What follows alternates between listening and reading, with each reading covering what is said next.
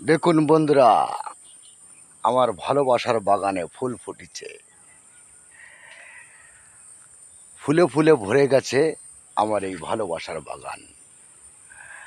ফুলকে যে ভালোবাসবে তার মন হবে পবিত্র, ফুলের মতন পবিত্র। ফুলকে যে ভালোবাসে বাসবে। ফুল যেমন পবিত্র, আমাদের মানুষের মনও তেমনি পবিত্র হয়। তাই তো বন্ধুরা, সবাই কিন্তু সমান নয়, ভালো মন্দ নিয়েই চলতে হবে। দেখুন, ধর্মযুদ্ধ যখন হয়েছিল, সেই ধর্মযুদ্ধের সময়ও কিন্তু রামের বিরোধী লোক ছিল রাবণ। তাই তো, আগে ছিল সত্যযুগ, তারপরে ত্রেতা যুগ, তারপরে দাপর যুগ, এখন হচ্ছে কলির যুগ।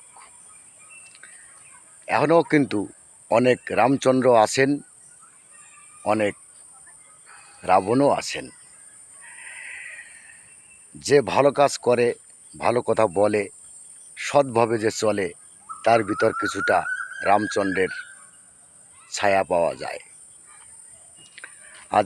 আর দেখবেন যে অসৎভাবে চলে, সবসময় মিথ্যে কথা বলে, তার ভিতরে কিন্তু রাবণের ছায়া দেখতে পাওয়া যায়। তাই তো বন্ধুরা, ধন্যবাদ জানাই সকল বন্ধুদেরকে। ভিডিও ভালো লাগলে সবাই লাইক করবেন, কমেন্ট করবেন, শেয়ার করে দেবেন।